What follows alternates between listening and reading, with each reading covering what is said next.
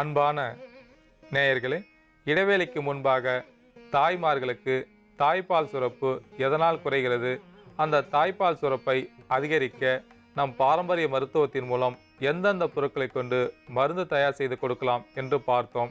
இப்பொழுது நாம் எடுத்து வைத்த பொருட்களை கொண்டு ஒரு மருந்து தயார் செய்ய போகின்றோம். நாம் மருந்து தயார் செய்வதற்கு நாம் எடுத்து வைத்துள்ள பொருட்களின் அளவுகளை பார்க்கலாம். நருந்தாளி இலையை ஒரு பிடி எடுத்து தேவையான அளவிற்கு நாட்டு பசும்பால் விட்டு நன்றாக அரைத்து எடுத்து வைத்துக் கொள்ளவும். நருந்தாளி இலை விழுது ஒரு தேக்கரண்டி, தண்ணீர் விட்டான் கிழங்கு பொடி அரை தேக்கரண்டி, அமுக்கரா கிழங்கு பொடி அரை தேக்கரண்டி, வெள்ளரி விதை அரை தேக்கரண்டி, தேவையான அளவிற்கு பனங்கற்கண்டு, நாட்டு பசும்பால் 200 மில்லி. இந்த பொருட்களை கொண்டு இப்பொழுது ஒரு மருந்து தயார் செய்ய போகின்றோம். இந்த மருந்து தயார் செய்வதற்கு நாட்டு பசும்பாலை ஒரு பாத்திரத்தில் லேசாக சூடேற்றவும். இப்பொழுது வெள்ளரி விதையை 1-2 இடித்து சேர்க்கவும்.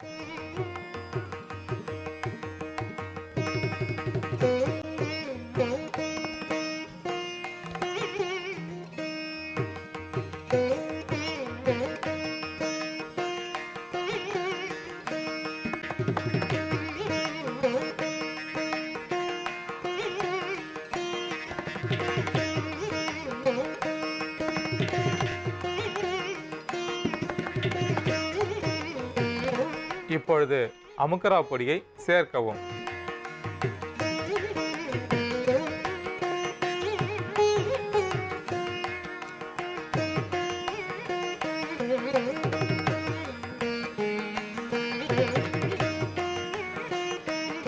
இப்பொழுது தண்ணீர் விட்டான் கிழங்கு பொடி சேர்க்கவும்.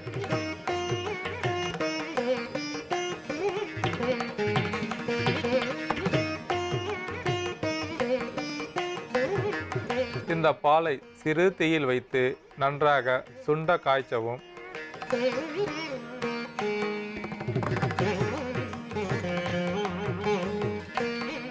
இப்பொழுது தேவையான அளவிற்கு பனங்கற்கண்டு சேர்க்கவும்.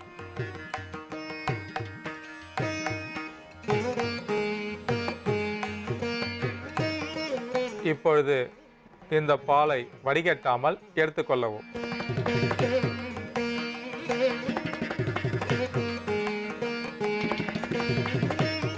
இப்பொழுது நருந்தாளி விழுது ஒரு தேக்கரண்டி சேர்க்கவும்.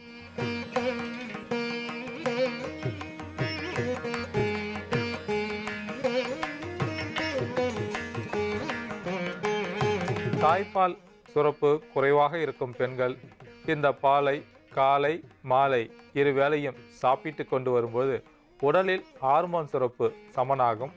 அதனால் தாய்ப்பால் சுரப்பு அதிகமாகும்.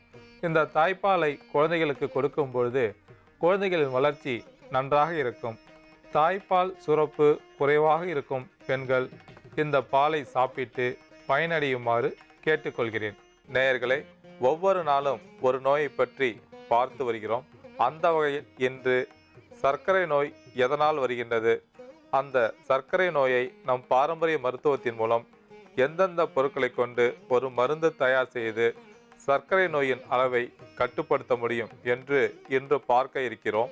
இந்த சர்க்கரை நோய் வருவதற்கு மிக முக்கியமான காரணம் உடல் உழைப்பு இல்லாதது. நாம் உண்ணக்கூடிய உணவில் கொழுப்புச்சத்து, மைதாவால் தயாரிக்கப்பட்ட பரோட்டா, பாக்கெட்டில் பதப்படுத்தப்பட்ட உணவுகள் இவற்றையெல்லாம் அளவுக்கு அதிகமாக சாப்பிடும்போது உடலில் கொழுப்பு அதிகரிக்கும். இதன் மூலமாக சர்க்கரை நோய் வரக்கூடும். பரோட்டாவை அடிக்கடி சாப்பிடும் பொழுது கணையம் பாதிப்படையும். கணையம் பாதிப்படையும் போது கணையத்தில் உள்ள பீட்டா செல்கள் பாதிப்படைந்து இன்சுலின் சுரப்பதை தடைப்படுத்தும். இன்சுலின் சுரப்பானது தடைப்படும் போது சர்க்கரை நோய் வருவதற்கு காரணமாகின்றன. அது மட்டுமல்லாமல் நாம் உண்ணக்கூடிய உணவில் கார்போஹைட்ரேட் இருக்கின்றது. அதாவது கார்பன், ஹைட்ரஜன், ஆக்சிஜன், இந்த 3 பொருட்களும் சேர்ந்ததுதான் கார்போஹைட்ரேட். இந்த கார்போஹைட்ரேட் நம் உடலில் நிகழக்கூடிய ரசாயன மாறுதல்களால் குளுக்கோஸாக மாறுகின்றன. இந்த குளுக்கோஸ் ஆனது நம் உடல் வளர்ச்சிக்கும் திசுக்களை பாதுகாப்பதற்கும் அதிக அளவில் பயன்படுகிறது. இந்த குளுக்கோஸ் ஆனது கிளைகோஜனாக மாற்றப்படுவதற்கு இன்சுலின் தேவை. இன்சுலின் கணையத்தில் சுரக்கின்றது. கணையம் பாதிப்படையும் போது இன்சுலின் சுரப்பது தடைப்படுத்தப்படும். அதனால் குளுக்கோஸ் ஆனது கிளைகோஜனாக மாற்றப்படாமல் இரத்தத்தில் சுற்றி கொண்டிருக்கும். குளுக்கோஸ் அதிக அளவில் இருக்கும்போது உடல் அசதி, சோம்பல் ஏற்படும். உடல் உறுப்புகள் பழுதடையும். இந்த குளுக்கோஸ் ஆனது சிறுநீர் வழியாக வெளியேறுவதை சர்க்கரை நோய் என்கிறோம். இந்த சர்க்கரை நோய் வருவதற்கு மிக முக்கியமான காரணம் உடல் உழைப்பு இல்லாதது. அதிகப்படியான கொழுப்பு உணவுகளையும் மது வகைகளையும் சாப்பிடும்பொழுது உடல் உறுப்புகள் பழுதடையும். முக்கியமாக கணையம் பாதிப்படையும் போது சர்க்கரை நோய் வந்துவிடும். இந்த சர்க்கரை நோயை 2 வகையாக பிரிக்கலாம். அதாவது இன்சுலின் குறைவாக சுரந்தாலும் அல்லது சுரக்காமல் போனாலும் வரக்கூடிய சர்க்கரை நோய். மற்றொன்று பெண்களுக்கு கர்ப்ப காலத்தின் போது வரக்கூடிய சர்க்கரை நோய் தற்காலிகமானது. இந்த சர்க்கரை நோய் வந்துவிட்டால் இரத்த நாளங்கள், இரத்த குழாய்கள் பாதிப்படையும். சர்க்கரை நோய் வந்துவிட்டால் இதய பாதிப்பு, சிறுநீரக கோளாறு, மூளை பாதிப்பு, தோல் பாதிப்பு என உள்ளங்கால் முதல் உச்சந்தலை வரை அனைத்து விதமான உறுப்புகளும் பாதிப்படையும். குறிப்பாக கண்களில் பார்வை நரம்புகள் பாதிப்படைந்து கண் பார்வை குறைவதற்கும் வாய்ப்புண்டு. சர்க்கரை நோய் வராமல் பாதுகாப்பதற்கு நாம் தினசரி 5 கிலோமீட்டர் அளவிற்கு நடைப்பயணம் மேற்கொள்ள வேண்டும். அல்லது வீட்டில் உள்ள வேலைகளை நன்றாக குனிந்து நிமிர்ந்து வேலை செய்யும் போது உடலில் அதிகப்படியாக உள்ள கொழுப்பு வெளியேறும்.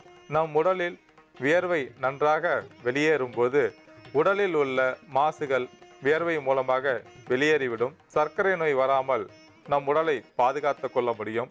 நாம் உண்ணக்கூடிய உணவில் காய்கறிகளையும் கீரை வகைகளையும் எடுத்துக்கொள்ள வேண்டும்.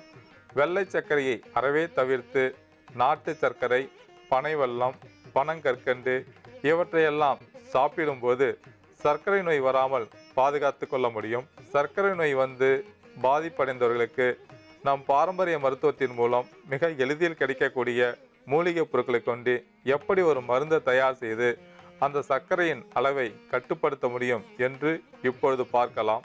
நித்திய கல்யாணி இலை, மருதம்பட்டை பொடி, தாண்டிக்காய் பொடி, கோஷ்ட பொடி மற்றும் வெந்தயம் இந்த பொருட்களில் அடங்கியுள்ள மருத்துவ குணங்களை பற்றி இப்பொழுது பார்க்கலாம். நித்திய கல்யாணி செடியில் அனைத்து விதமான மருத்துவ குணங்களும் உண்டு.